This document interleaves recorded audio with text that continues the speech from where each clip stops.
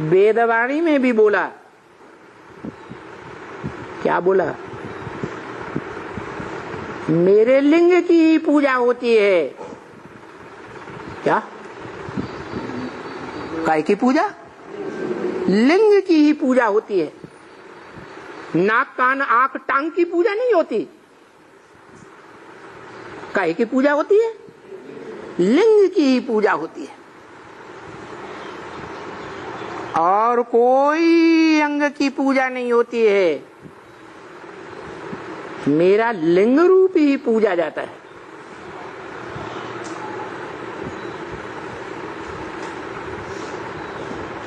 शंकर की मूर्ति भी पूजी जाती है।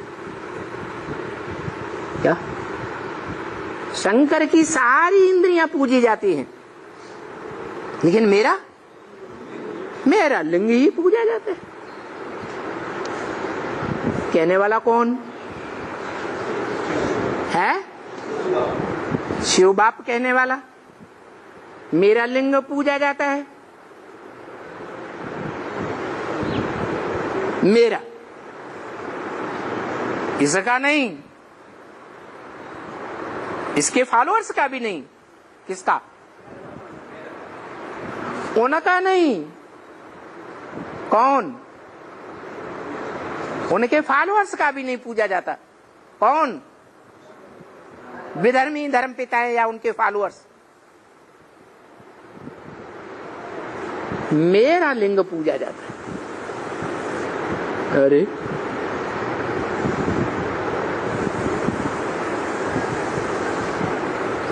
किसने कहा है? शिव बाप ने कहा।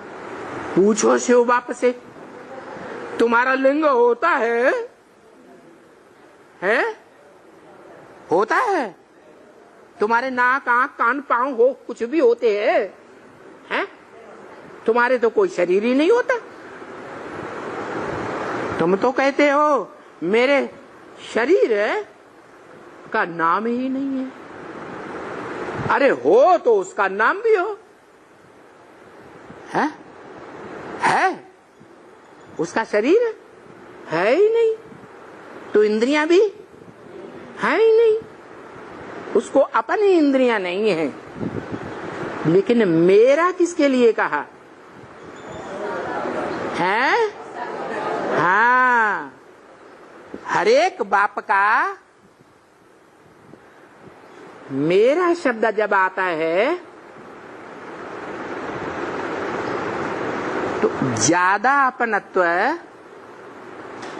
दुनिया का कोई भी बाप हो, कोई भी बड़े से बड़ा छोटे से छोटा राजा हुआ हो, उसका अपनत्व इस दुनिया में किसके ऊपर जाता है? बड़े बच्चे के ऊपर जाता है। ये मेरा बच्चा है, पहले अव्वल नंबर का बच्चा ये है, पहलौटी का। हिस्ट्री में भारतीय राजाओं ने सदैव बड़े बच्चे को ही वर्षा दिया। तो जो कहता है मुख से, क्या कहता है?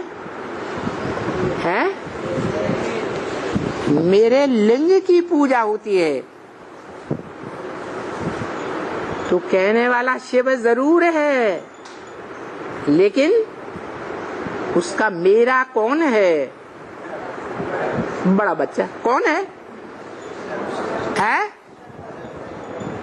मनुष्य आत्माओं में, मनुष्य आत्माओं के बीच जो बड़ा बच्चा है कौन है? प्रजापिता जिसे कहा जाता है, वो मेरा बच्चा है।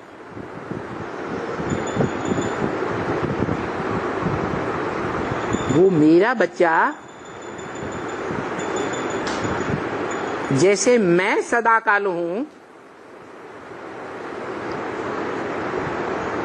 बच्चा भी सदाकाल है। क्या है? सदाकाल है, सदा ही सृष्टि पर कायम है। मेरा क्यों कहा? हम 500-700 करोड़ आत्माएं, या 4 लाख 4.5 लाख रुद्रमाला के मण के, या 16,000 गोप गोपिया, या अष्टदेव?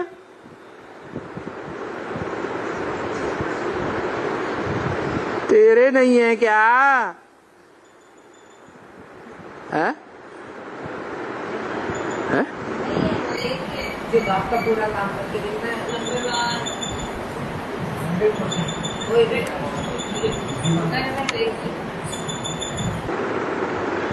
मेरा कह करके एक आत्मा की तरफ ही क्यों अपनित्व साबित कर दिया?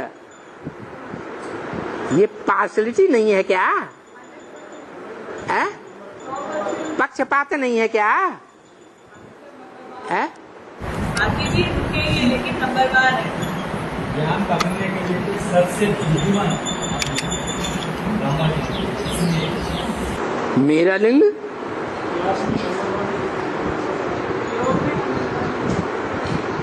अरे और बच्चे लिंग रूप नहीं बनते क्या? संपन्न स्टेज में माना एक आंख रह जाती है, है? एक कान रह जाता है क्या? हाँ,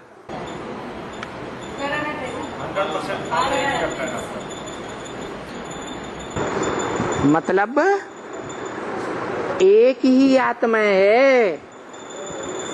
जिस आत्मा को, जिस बड़े बच्चे को आत्मा रूपी बच्चों के बीच मैं, जो मेरे पास भंडार है, उस भंडार का वर्षा देता हूं।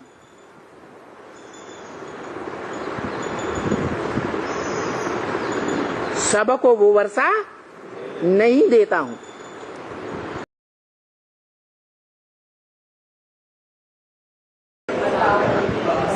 है?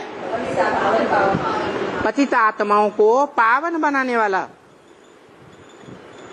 नाम दे दिया सीताराम।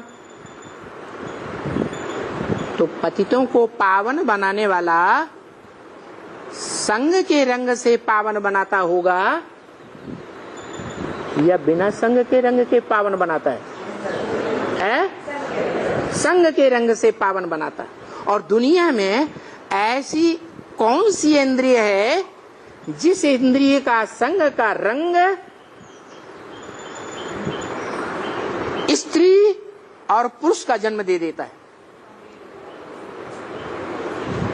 एक ही अंग है जिसे कामांग कहा जाता है। स्त्री सारा जीवन जिस कामांग को याद करती है सुख लेने के आधार पर, अंत समय में क्या याद आता है?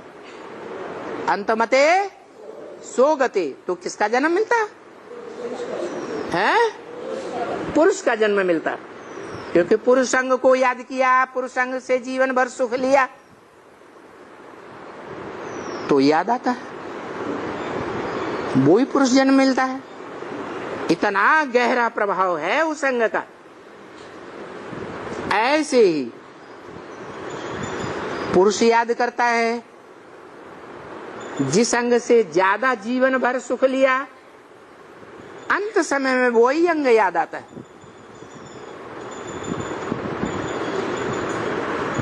तो कौन सा जन्म मिलता? स्त्री जन्म मिलता।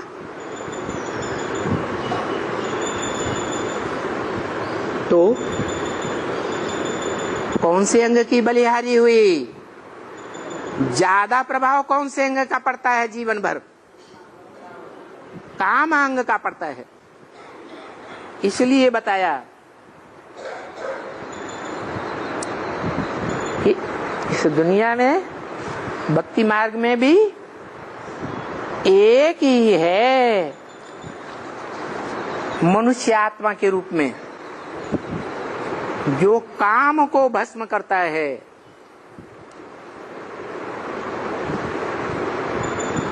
और कोई भी काम को भस्म नहीं कर पाता। और काम को भस्म करने के लिए कौन सी इंद्रियों को पूरा कंट्रोल करता होगा? है? काम इंद्रियों को पूरा कंट्रोल करता है। क्यों? स्त्री क्यों नहीं? स्त्री क्यों नहीं कर सकती काम अंग को पूरा कंट्रोल? है? हाँ, प्रबल तो होता है, स्त्रियों में भी प्रबल होता है, पुरुषों में भी प्रबल होता है। प्रबल नहीं होता है तो अंत मतेशो गते कैसे हो जाती? प्रबल तो है, लेकिन स्त्री रूप धारण करके भगवान संसार में क्यों नहीं प्रत्यक्ष हुआ?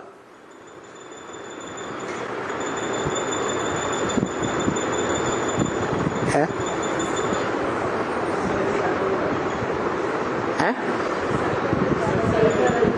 क्या पुरुष कंट्रोल नहीं कर सकता है और स्त्रियां कंट्रोल कर लेती हैं, क्योंकि उनमें लज्जा ज्यादा रहती है। पुरुष निर्लज्ज होते हैं, इसलिए पुरुष नंगे भी देखे जाते हैं। जैनियों में देखो, हिंदुओं में नागा बाबाओं को देखो, पुरुष ही नंगे होते हैं निर्लज्ज होने के कारण। स्त्रियां कभी नंगी नहीं होती हैं। इसका मतलब हुआ ज्यादा पतित कौन हुआ? पुरुष है या स्त्री? पुरुष ज्यादा पतित होते हैं। इसलिए कन्याओं माताओं को झंडा मिलता है भगवान की ओर से कि तुम ही स्वर्ग के गेट खोल सकती हो।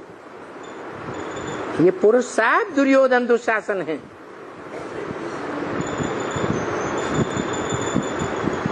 चाहे त्रिदेव ही क्यों न हो, चाहे ब्रह्मा हो या शंकर हो, पुरुष है या स्त्री है? पुरुष रूप में है, वही सबसे जास्ती पतित बनते हैं। जो सबसे जास्ती पतित बनते हैं, उस पतित को ही पावन बनाने में बड़ी बात है।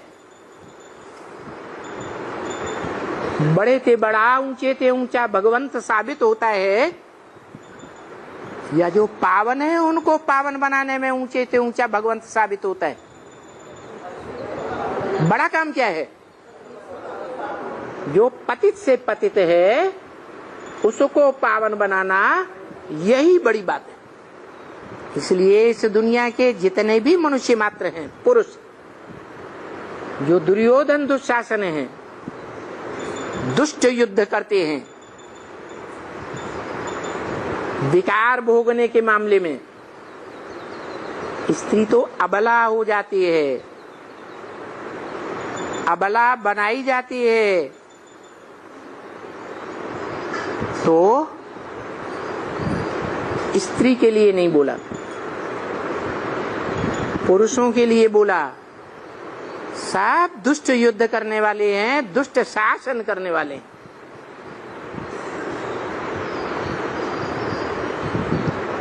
दुर्योधन दुशासनों की तरह। और मोस्टली कन्याएं माताएं हैं द्रौपदी, द्रौपदी पुरुषार्थ करने वाली। जो भी सहयोगी कन्याएं माताएं हैं पांडवों का, सहयोग करने वाली, उनका पद ध्रुव है, निश्चित है, उसे कोई टाल नहीं सकता। भगवान बाप कहते हैं कि ऐसे महापतित दुर्योधन दुशासनों को, उनकी इंद्रियों को कंट्रोल करने के लिए मुझे आना पड़ता है।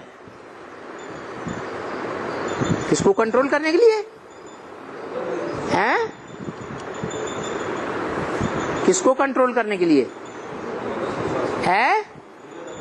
इंद्र दुर्योधन दुशासनों की इंद्रियों को कंट्रोल करने के लिए। इंद्रियां शरीर में होती है, शरीर को रथ कहा जाता है। तो मैं आता हूं तो जो इंद्रियों को जीतने का पुरुषार्थ करते हैं, सद्भाग्य बनाने का, श्रेष्ठ भाग्य अर्जन करने का कार्य करते हैं, अर्जुन बनते हैं, ज्ञान अर्जन लेते हैं, उनमें से कोई एक है जिसका मैं रथ लेता हूं। क्या?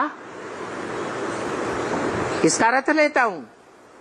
है अर्जुन का रथ लेता हूं। जिस रथ के लिए बोला इदम शरीरम कौन्तेय क्षेत्रम मित्यभिधीयते। हे अर्जुन, ये जो तुम्हारा शरीर रूपी रथ है, यही धर्म क्षेत्र, युद्ध क्षेत्र है। क्या है? धर्म क्षेत्र, युद्ध क्षेत्र। छोटा मोटा या सबसे बड़ा? सबसे बड़ा युद्ध क्षेत्र। क्या नाम दिया है? महाभारत। क्या नाम दिया? महाभारत युद्ध। धर्म की धारणाओं का युद्ध। धारणाओं के आधार पर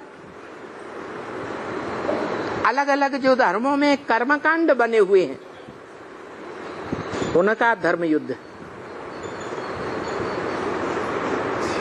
उसका मूल क्षेत्र कौन बताया? मूल स्थान कौन बताया? हा? एक ही शरीर रूपी रथ है जो धर्म क्षेत्र है, कुरुक्षेत्र है, कर्मों का क्षेत्र है, युद्ध क्षेत्र।